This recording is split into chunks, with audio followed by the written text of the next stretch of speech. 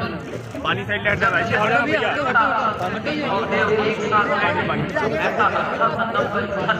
वीर मेला महामाई संगम लोक द्वारा इस प्रदेश के प्रथम शहीद वीर नारायण जी का प्रतिमा का अनावरण उस शहीद को एक नमन उसके जीवन बदलने का प्रयास किया जा रहा है, जिसके आज हम सब के सब सहभागी बनेंगे।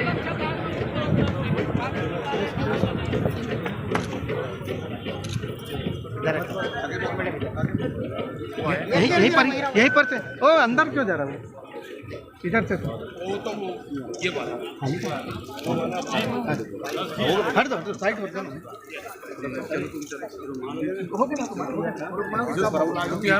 इसका नाम मैंने लिया है क्या वो मंच के बाहर है, बात करने से हो जाएगा। कड़ी में नाम है प्रभात जी जी, इधर से श्रीमती मेरे साहू जी, श्रीमती बादशाह जी, आप सभी मंच के बाहर हो।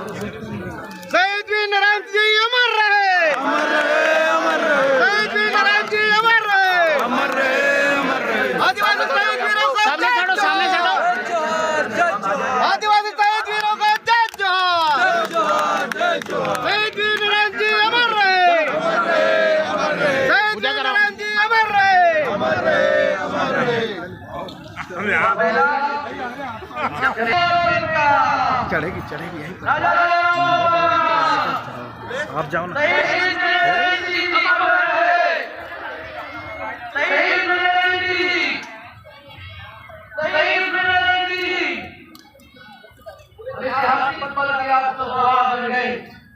जब देश स्थल में किसी शहीद को एक दर्जा दीजिए, उसकी जीवनी आज हम आत्मसात करें। सीधा अपने आप को निर्धार कर दिया। आज वही स्थिति संस्कृति और अधिकार के लिए आदिवासी समाज नहीं वरन छत्तीसगढ़ के भाइयों जनता के लिए आवाज उठाया, जनता के सम्मान के लिए उठाया, उनके संस्कृति के लिए उठाया, उनके भूख के लिए अपनी जी के उपाधि को भी छोड़ दिया। वीर सपूत शहीद वीर नारायण जी का आदर करना के राजनीति खास। शहीद वीर नारायण सिंह जी अमर रहे, अमर रहे, अमर रहे। शहीद वीर नारायण सिंह जी अमर रहे, अमर रहे, अमर रहे। शहीद वीर नारायण सिंह जी अमर रहे, अमर रहे। और थोड़ा ठीक करो इसको, अरे हाथ नहीं वो ठीक करो ना। आओ जी मैं भी इधर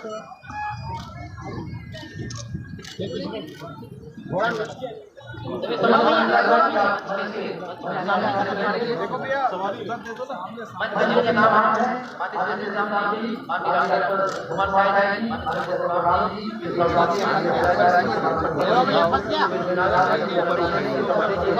जीवन लाल ठीक जो रामलाल जी जी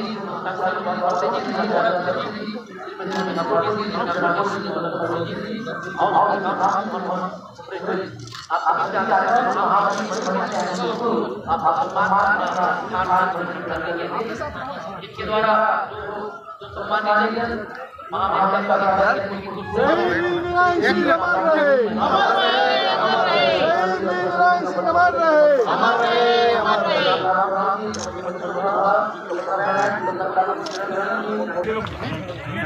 पीछे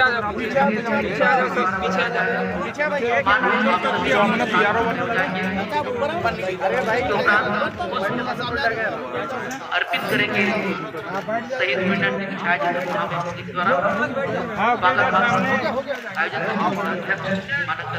जिनका जिनका हो गया थोड़ा जगह दो, जगह दे दो जिनका जिनका हुआ। शहीद वीर नारायण सिंह जी अमर रहे, अमर रहे। के लिए आदिवासी परिषद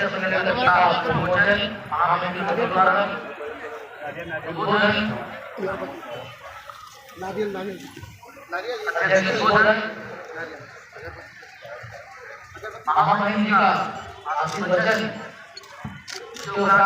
महामहिम जी को आयोजन समिति के द्वारा हमारी भेंट आभार प्रदर्शन प्रार्थना के उपरांत महामंत्री लखनऊ, लेकिन यह कार्यक्रम चलता रहेगा क्योंकि ये एक मेला नहीं, एक मेला है, एक हुजूम है संस्कृति का, जिसमें तीनों जगह से रैली आने वाला है। शाम को हम देवों का वो आकर्षक रूप देखेंगे, जिसको देखने के लिए हम साल भर इंतजार करते हैं। दसों पाठ के प्रमुख राजा निर्देश में लगातार 9 साल से सफलता कार्यक्रम बहुत ही ऐसे अद्भुत विभाग आज तक यहाँ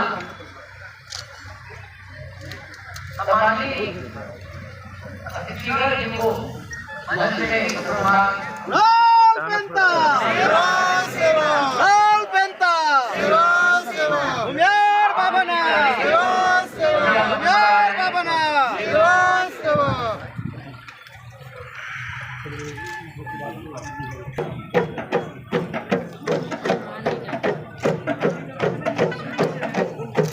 राजाराम बाबना राजाराम पाट बाबना राजाराम पाट बाबना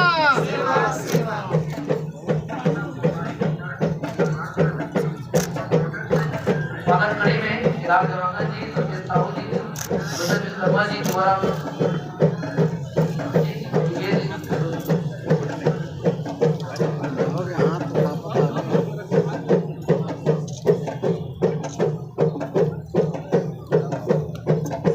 अभी हमारी है जो मंच से होना है, महावीर जी के आने के पूर्व देखिए मंच पर स्थान ग्रहण कर लेंगे।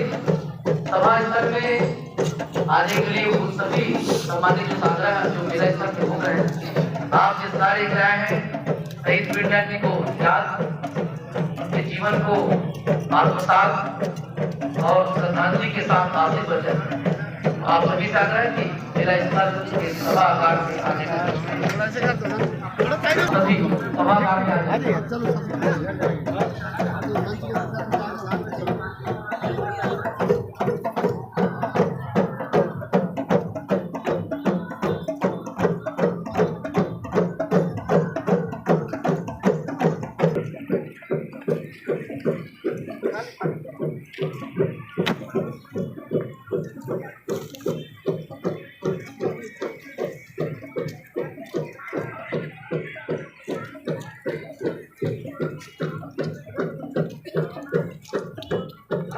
हमारे कार्यक्रम है मंच पे जो भी इनका नाम नहीं है कृपया मंच पे इश्यू कर जाए, जो अंदर लगे वॉलंटियर काम के लिए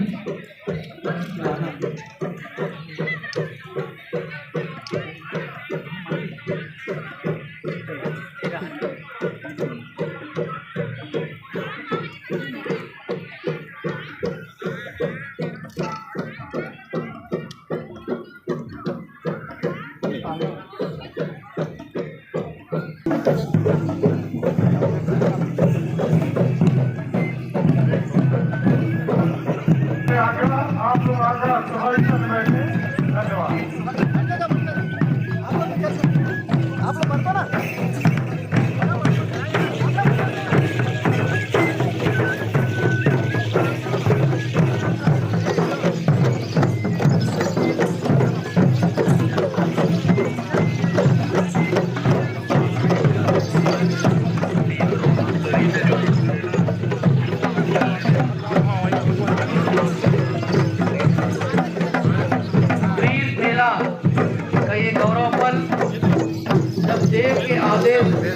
शहीदों को नमन स्थल में गौरव पल का ऐतिहासिक हवाई बंदी से आप मंच पास आइए। रेला पाटा टीम के साथ पारंपरिक नृत्य के साथ महामहिम जी का आगमन मेले स्थल पे हो रहा है।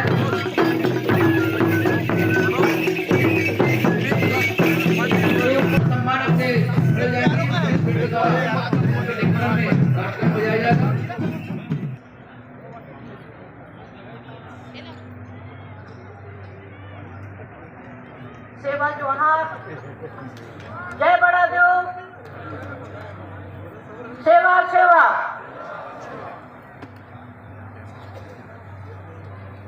सबसे पहले आज मैं इस रामाराव पठार की धरती को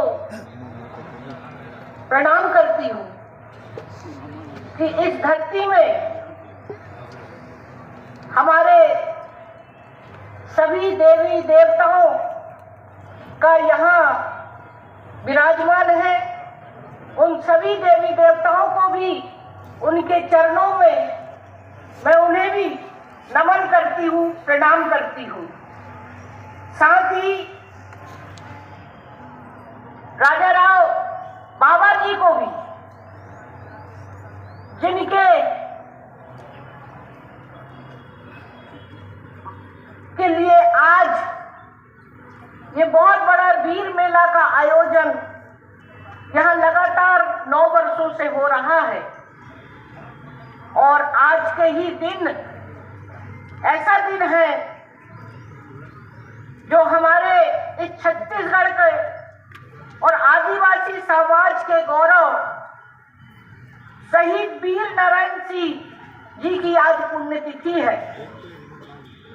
आज ऐसे स्वतंत्रता संग्राम सेनानी शहीद वीर नारायण सिंह जी को भी मैं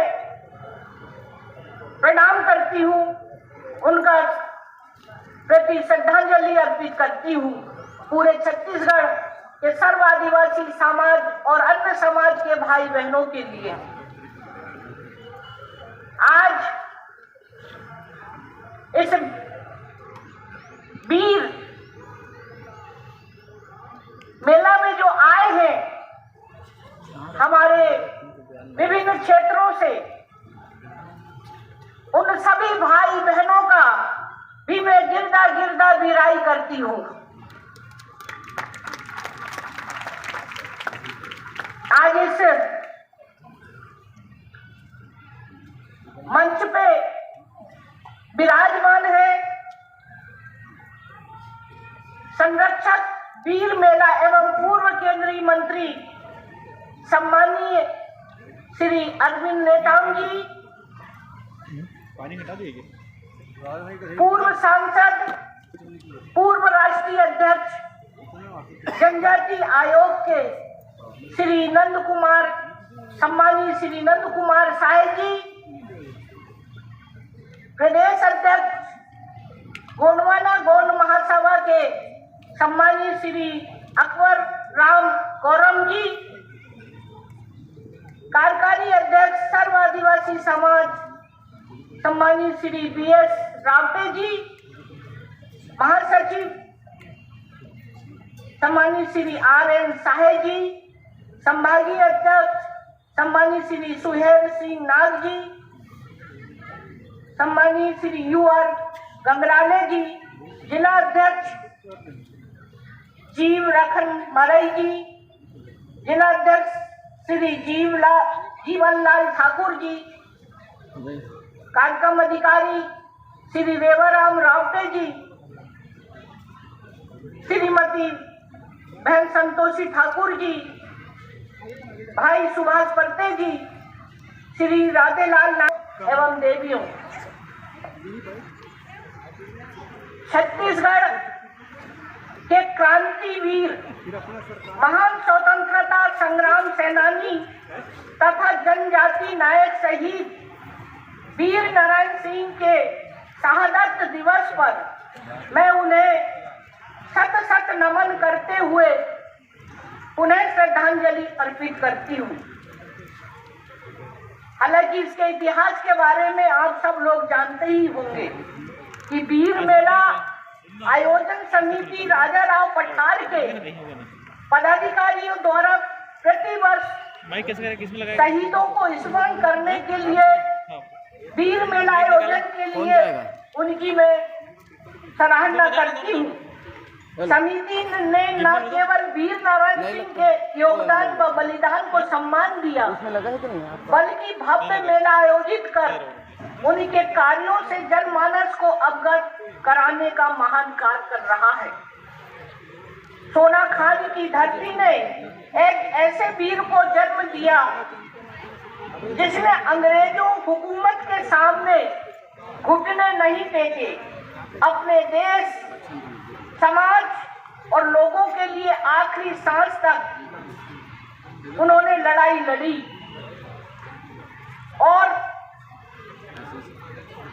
शहीद वीर नारायण सिंह आदिवासी बिंजवाल समुदाय के थे और उनका ताल्लुक जमींदार परिवार से था। ऐतिहासिक तथ्यों और जनश्रुतियों से मालूम पड़ता है कि शहीद वीर नारायण सिंह बहुत लोकप्रिय थे और लोगों के सुख दुख में सदैव शामिल रहते थे। लोगों के दुखों का, समस्या का निराकरण करने के लिए वे सदैव तत्पर रहते थे। हालांकि उनके संबंध में तो इतना उनका इतिहास रहा है कि उनके बारे में अगर मैं चर्चा करूंगी तो बहुत समय हो जाएगा। लेकिन आप सब जानते हैं कि छत्तीसगढ़ में भी उनके अलावा जनजाति वीरों और वीरांगनाओं की धरती है यह छत्तीसगढ़। यहाँ के जनजाति नायकों ने भी गुलामी की जंजीर से लड़ने के लिए विद्रोह किया और कुर्बानियां दी। वीर गुंडूधर, दलगंजन सिंह, हिंडवा माझी, ध्रुवा राव नागुल, तोरला, झाडा, सिरहा समेत कई ऐसे महान आदिवासी नेता हुए जिन्होंने शोषण और गुलामी के खिलाफ अंग्रेजों से संघर्ष किया। आजादी की लड़ाई में छत्तीसगढ़ के जनजाति नायकों के नेतृत्व में आदिवासी द्वारा हलवा विद्रोह, परलकोट विद्रोह, तारापुर विद्रोह, लिंगागिरी विद्रोह, कोई विद्रोह, मुरिया विद्रोह और भूमकाल विद्रोह जैसे कई विद्रोह किए गए। इन नायकों के नेतृत्व में जनजाति समाज एकजुट हुआ और ब्रिटिश शासन के काले कानून के विरुद्ध अपनी आवाज बुलंद की। मैं ये बात आपको इसलिए बता रही थी इन लोगों के बारे में जो हमारे जनजाति समाज के ऐसे नायक थे जिन्होंने समाज के उत्थान के लिए, उनको शोषण से बचाने के लिए, उनके विकास के लिए किस तरह से उन्होंने अंग्रेजों के साथ लड़ाई लड़ी और उनको हक दिलाने के लिए उन्हें अपनी आवाज को बुलंद की। कहने का तात्पर्य यह है मेरा कि हमेशा मैं जब आपके बीच में आती हूँ, बात करती हूँ और ये कहती हूँ कि आज आदरणीय नेताम जी ने बहुत विस्तार से ये जानकारी दी कि संविधान में हमें सब कुछ अधिकार दिया है। हमारे वर्ग के लोगों को भी, एससी कम्युनिटी के हमारे उन भाइयों को भी, पिछड़ा वर्ग के लोगों के लिए भी और अन्य गरीबी रेखा के नीचे लोगों को भी एक बड़ी जिज्ञासा और जागरूकता मतलब मन में है कि जो विधेयक पास हुआ है, मैं इस संबंध में आप सब लोगों की जानकारी में मैं कुछ एक बड़ी उम्मीद है कि हमारे नौकरियों में जो आरक्षण है, जो बंद हो गए हैं, भर्तियों में सारी चीजें रुक सी गई है और उसको लेकर आपने देखा होगा कि पूरे प्रदेश में एक जनजाति समाज में एक आक्रोश की भावना आज मतलब फैल गई थी। और उस दौरान जब मैंने देखा कि जगह जगह किस तरह से अपनी मांगों को लेकर हमारा जनजाति समुदाय जो है संघर्ष कर रहा था और हाई कोर्ट में वो 58 को अवैधानिक माना कि इतना परसेंटेज आरक्षण का 50 से ऊपर नहीं हो सकता और 2012 में इसका प्रस्ताव पारित करके उसको 58 कर दिया गया। अब वहां पर हाई कोर्ट ने अवैधानिक क्यों घोषित किया? कुछ जानकारी हाई कोर्ट ने भी मांगा कि जहां उस समय 12 के पहले हमारा जनजाति वर्ग के लिए 20% का आरक्षण था और आपका 16% एससी समुदाय का आरक्षण था और 14% ओबीसी का था। तो उन्होंने कहा कि आपने ये जो आरक्षण 50 से ऊपर 58 कर दिया, तो हमें इसका आधार बताया जाए कि ये क्यों बढ़ाया गया। तो वहां पर जो पैरवी हुई थी, जो जानकारी कोर्ट का जो डिसीजन आया था, उन्होंने एक जानकारी मांगी कि किसी भी उसमें आरक्षण केवल जाति आधार नहीं होता है, उसके साथ साथ उसकी आर्थिक, शैक्षणिक, सामाजिक स्थिति से भी अवगत कराएं, चाहे वो पिछड़ा वर्ग का हो, चाहे एससी एसटी का हो। ये तमाम सारी चीजों को लेकर काफी विस्तार से वहां पर डिस्कशन हुआ और सरकार के तरफ से जैसा पैरवी करनी थी, जितनी साक्ष्य जानकारियां देना था, उस समय उनको नहीं दी गई और जिसके कारण 58% को हाई कोर्ट ने अवैधानिक घोषित कर दिया। आज के प्रथम 1 से लेकर 4 तक की जो हमारी प्रशासनिक सेवाएं, जो चतुर श्रेणी तक, प्रथम 2 तृतीय कर्मचारी श्रेणियों का भी उन्होंने जो एक कनिष्ठ बोर्ड बना था संभाग स्तर पर और जिला स्तर दोनों संभाग बस्तर सरगुजा, उसको भी उन्होंने निरस्त कर दिया।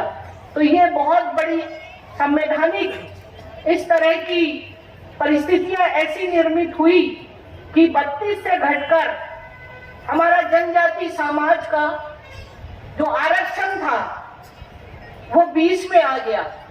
58% को इन्होंने मान लिया कि ये नहीं हो सकता 58। तो प्रशासन शासन के द्वारा उसको पूर्ववत स्थिति में जो 12 के पहले थी वो वैसे स्थिति यथावत हो गई और उसको लेकर पूरे प्रदेश में, क्योंकि जनजाति का ही आरक्षण उसमें कम हुआ था 32 से 20% में और एससी और ओबीसी का यथावत की स्थिति बनी रही। तो स्वाभाविक था जनजाति समाज अपने अधिकार के लिए संघर्ष करने के लिए सड़क पे उतर आया। तब मुझे लगा कि इस मामले में मैंने शासन, प्रशासन, मुख्यमंत्री, मंत्री, चीफ सेक्रेटरी से लगातार मैंने चर्चा किया कि पूरे प्रदेश में बहुत ही ऐसा माहौल बना हुआ है, इसमें आपको शीघ्र ही कुछ ना कुछ कार्रवाई करनी चाहिए। जब मैंने देखा कि कोई कार्रवाई का अभी तक मुझे जानकारी नहीं मिल रही है, तो फिर मैं आपको ये जानकारी के तौर पर बताना चाहूंगी। आप लोग थोड़ा सा ध्यान से मेरी बात को समझिएगा। ये बहुत बड़ा गंभीर विषय है जो आपके सामने रख रही थी। मैंने माननीय मुख्यमंत्री जी को पत्र लिखा। अब आप बताइए, मैंने माननीय मुख्यमंत्री जी को, क्योंकि ये सारी चीजें आपके सामने रखना जरूरी है, इस समय आपको बहुत चिंता सता रही होगी कि क्या होगा हमारे बच्चों का, कब भविष्य होगा। विधेयक तो पास हो गया, क्योंकि कोई भी विधेयक जब विधानसभा में पास होता है तो राज्यपाल के पास आता है। जब तक राज्यपाल उसमें हस्ताक्षर नहीं करती है तब तक वो कानून का रूप नहीं लेता है। तो मैं ये आपको जानकारी के तौर पर बताना चाहती हूँ कि मैंने 3/11/2022 को माननीय मुख्यमंत्री जी को पत्र लिखा। अब मैंने पत्र क्या लिखा है जो मैं आपके सामने पढ़ के बता रही हूँ। माननीय श्री भूपेश बघेल जी, जैसा कि आपको विदित है कि विगत दिनों हाई कोर्ट बिलासपुर के आरक्षण के संबंध में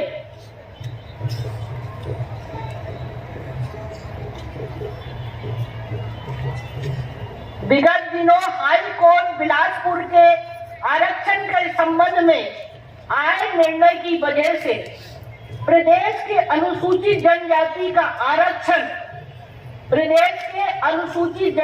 का आरक्षण कम होकर 32% से 20% हो गया, जिसकी वजह से शासन की विभिन्न पदों की भर्तियां एवं पदोन्नति पर विराम लग गया है।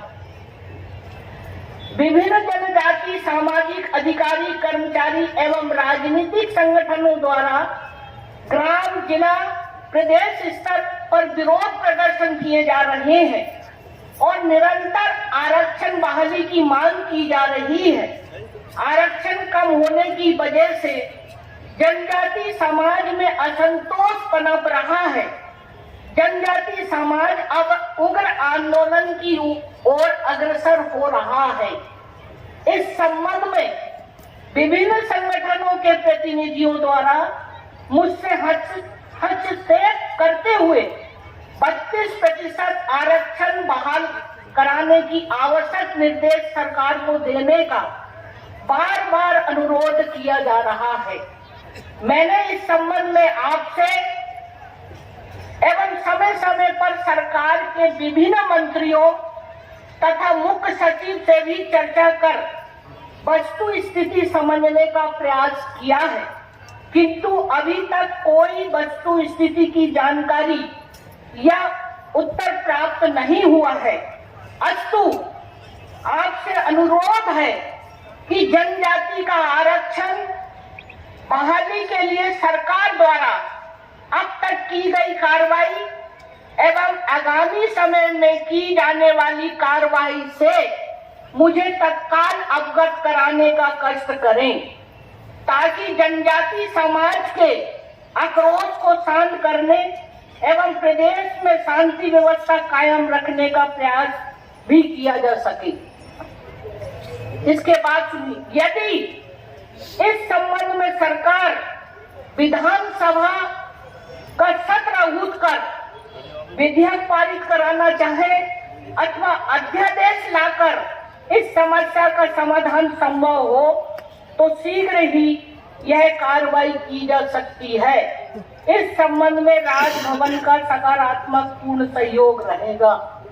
मैंने केवल सत्र बुलाने के लिए, क्योंकि 30-32 से 20% जो हो गया था उसको बढ़ाने के लिए स्पेशल जनजाति लोगों के आरक्षण के लिए पत्र लिखा था कि विधानसभा में ये लाइए और इनका संशोधन करके 32% करिए। मुझे नहीं मालूम था, जब सत्र की कार्रवाई मैंने ओके कर दिया, बाद में मुझे जब कार्यसूची आई तो उसमें और भी अन्य लोगों का संशोधन शामिल कर लिया गया, जिसमें ओबीसी को 27 कर दिया, एससी को 13 कर दिया और जो आर्थिक आधार पर थे वो उनको 3 कर दिया गया। ऐसे मिला के 76% हो गया। अब बताइए कि जो 58 को अवैधानिक घोषित कर दिया गया हो और मेरे सामने ये परिस्थिति आई कि 76% को अब सरकार सीधा फिर मामला उलझ जा रहा। केवल जनजाति समाज को करना था, 58 का जो हाई कोर्ट का जो निर्णय आया था ताकि ये तमाम सारी चीजें आगे लाना ही था, तो ओबीसी का, एससी का और जनरल का एक अलग से प्रस्ताव लाके लाना था ताकि हमारा जनजाति समाज इसमें उलझन में न पड़े। और इसीलिए मैंने ये सोचा कि अगर जनजाति समाज का ही केवल स्पेशल संशोधन हो जाता तो मैं तो उसी दिन साइन कर देती। आपको मैंने नहीं कहा था कि और भी समाज के संशोधन को जब तो ये मेरे लिए प्रश्न का विषय बन गया और मैंने कहा सरकार को कि आप बताइए, कल को दूसरे दिन कोर्ट में जाएगा, जो 58 तो ऑटोमेटिक निरस्त कर दिया उसका तो समाधान नहीं किया, अब वो 76 का आप कैसे करेंगे? आप मुझे तकनीकी तौर पर तमाम सारी जानकारी दीजिए। आज अगर मैं साइन कर देती हूँ, कल को अगर कोर्ट में चले गए तो आपका जैसे का वैसा ही स्थिति, आपका समाधान कैसे होगा? और ये मेरा चिंता है और मेरी कोशिश है कि मैं जब तक सरकार के तरफ से पूरी तरह से संतुष्ट ना हो जाऊं कि इनका जो क्वांटिफाइबल जो आंकड़ा है, डाटा है, हमारा ट्राइबल का क्या है, एसटी का क्या है, वो भी आपका जो जनरल उनका क्या है, और क्या आप आगे भविष्य में, ये बात मैं आपके सामने रख रही हूं कि आगे भविष्य में ऐसी परिस्थिति आएगी तो आपके पास हाई कोर्ट या सुप्रीम कोर्ट जहां भी लोग जाएंगे तो आपकी पूरी तैयारी है कि नहीं? और इसीलिए इस मामले में मैं चिंतन कर रही हूं। आप विश्वास करिए, मैं कभी भी किसी के साथ अहित नहीं होने दूंगी। आज अगर ये मामला सुप्रीम कोर्ट में चला जाएगा, हाई कोर्ट में, तो वहां तो ओबीसी का भी अधिकार, एससी का भी और अदर जो किया है, तो भाई ये सारी चीजें एक गवर्नर का काम, राज्यपाल की जिम्मेदारी होती है कि प्रदेश की जनता के साथ किसी तरह का ऐसा अनजस्टिस ना हो जाए जिससे इस कानून बनने के बाद उसके साथ इस तरह की परिस्थितियां निर्मित हो। आप से मैं ये जानना चाहती हूँ, क्या एक बात हाथ उठाकर बताइए जो मेरा चिंता है, जो समाज के लिए, कि भाई इनको जो उनका हक मिले उस आधार पर, ताकि इसका जल्दी से, अगर इस मामले में अभी सुप्रीम कोर्ट में भी वो लगा हुआ है कि समाधान नहीं हुआ है, और जो विधेयक आया है तो ये इस तरह का आया, अगर केवल 58% को मानकर ही अगर आप विधेयक लाए होते तो शायद ये बिल में इतना, विधेयक में इतना समय नहीं लगा होता। मेरी मजबूरी है कि मैं सभी वर्ग को ध्यान में रखकर, और विशेष तौर पर जो मेरी चिंता थी कि जनजाति समाज का ही आप बढ़ाने का प्रस्ताव लाइए और विधानसभा में पारित करिए, लेकिन ऐसा ना होकर, और जो किया है उसका तो मैं चिंतन मनन करके ही करूंगी। आप निश्चित रहिए, मैं आपके अधिकार, आपका संरक्षक, आपका जो है उसके साथ किसी तरह का अनजस्टिस नहीं होने दूंगी। मैं यही आपको जानकारी के तौर पर बताना चाहती हूँ, ताकि आपको भी ये सारी चीजें नहीं मालूम है। जब ये बात उठती है कि राज्यपाल महोदय ने कहा कि मैं तत्काल दस्तखत कर दूंगी, हाँ मैंने कहा था कि मेरा पूरा सकारात्मक सहयोग रहेगा, लेकिन जिस परिप्रेक्ष्य में मैंने चिट्ठी लिखी थी, जो हाई कोर्ट का 58 का जो जजमेंट था, जो 32 से 20 कर दिया था, उसको पुनः मैंने 32 करने के लिए, बहाली करने के लिए संशोधन लाने की बात कही थी। तो ये सारी बातें आपके सामने रख रही हूँ। और जहाँ तक एक बात कहना चाहूंगी, भाई विनोद रास्ते जी जब मेरे पास गए थे तो उन्होंने मुझसे कहा था कि ये हर साल की तरह यहाँ पर वीर मेला होता है, आप जरूर आइए। 9 तारीख को उन्होंने आमंत्रित किया था, लेकिन कल प्रधानमंत्री जी और पूरे देश के मुख्यमंत्री और राज्यपालों के साथ दिल्ली में मीटिंग रखी गई थी। हम सबको जोड़ा गया था छत्तीसगढ़ सभी राज्यों से, और उसमें मैं आ नहीं सकती, बहुत इम्पोर्टेंट मीटिंग है। वहां पर G20 की एक पूरे देश भर के सभी लोगों को रहना है। मैंने कहा मेरी बहुत इच्छा है कि मैं आपके बीच में जरूर आऊं, लोगों से मिलूं। और मैंने कहा कि अगर 10 तारीख को अगर आप जब बोलोगे मैं तब आने के लिए, तो शायद माननीय मुख्यमंत्री जी को 2-2:30 बजे आना था, लेकिन उनका शायद कार्यक्रम अचानक उनका बाहर शिमला जाने के कारण शायद वो नहीं आ सके। तो नहीं तो मैंने कहा कि ऐसा कर लीजिए, आप दोपहर का उनका हो जाएगा और इसके बाद का मेरा। तो इसी तरह की आपने आग्रह किया और मैं आज के बीच में आने का ये मुझे सौभाग्य मिला। और जो आपके दिमाग में जो कंफ्यूजन आरक्षण को लेकर चलना था वो भी मैंने आपके सामने रखी। आप थोड़ा धैर्य रखिए, जितनी जल्दी मुझे सारे तथ्य तकनीकी हो जाएंगे। साथ ही मुझे आपको ये भी बता दूं, इस दौरान मुझे सभी वर्ग के लोगों ने, ओबीसी हो, एससी कम्युनिटी हो या ट्राइबल के हमारे समाज के सब समाज आदिवासी समाज के हो और जनरल लोगों ने भी, यहाँ मीडिया है उनके सामने भी ये बात रख रही हूँ, उन्होंने भी मुझे आवेदन दिया है। और उन्होंने कहा कि ये विधेयक जो आया, कुछ ने कहा कि आप दस्तखत मत करिए, कुछ ने कहा कि हमारा आरक्षण कम हुआ, बहुत सारी चीजें हुई।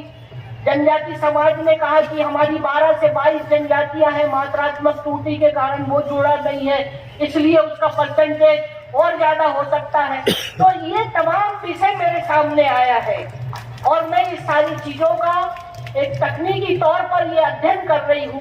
और जैसे ही मुझे ऐसा लग जाएगा कि सरकार की तरफ से वो सारे तथ्य और वो सारी तकनीकी जो उन्हीं के पास है, वो सारी चीजों को, और रोस्टर जो नौकरियों के लिए रोस्टर 2012 के हिसाब से जो बना था, अब 2000 ये जो उसी के तहत नया रोस्टर, क्योंकि इसमें ओबीसी का बढ़ गया है, अब ये कम हो जाएगा, जनरल का आ गया है, तो रोस्टर का भी मैंने जानकारी मांगी थी। और जैसे ही वो सारी चीजें आती है तो निश्चित रूप से इस पर मैं आगे विचार करूंगी कि आगे इस विधेयक के संबंध में मुझे क्या करना है।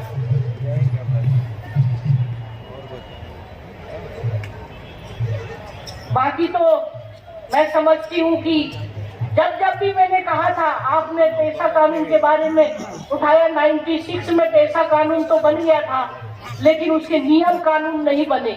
मैंने आपको कहा था कि मैं बार-बार प्रधानमंत्री राष्ट्रपति जी को आपकी मांग को लेकर मैंने दिल्ली में आवाज उठाई कि अभी तक कई प्रदेशों में कानून तो है लेकिन नियम नहीं होने के कारण उसका क्रियान्वयन नहीं हो रहा है, जिसके वजह से हमारे आदिवासी भाई लोग जो उनका अधिकार है उससे वंचित है। तो बहुत सारी चीजें आपने रखी कि किस तरह से परियोजना, और बहुत इसमें एक बात और बता दूं कि ये मैंने बात कही थी कि बहुत सारे ऐसे पेशा कानून में इस तरह का जो नियम बने हैं, बहुत सारी चीजों में उसमें कुछ कमियां हैं।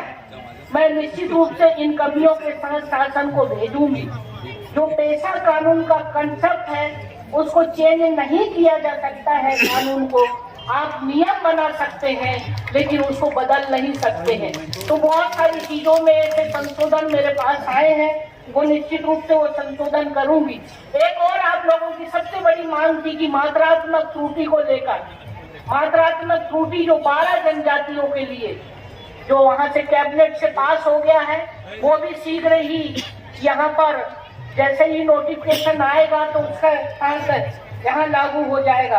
ऐसी बहुत सारी चीजें हैं जो मैंने मुख्य रूप से ये जो मुझे रखना था आप सब लोगों को के सामने रखी। और मैं इस संबंध में मैं वीर मेला आयोजन समिति के भाई जो हमारे संगठन के समिति के पदाधिकारी हैं, उन सबको मैं बहुत बधाई और शुभकामना देती हूँ कि इतना भव्य कार्यक्रम बहुत कम देखने को मिलता है कि यहाँ देवी देवता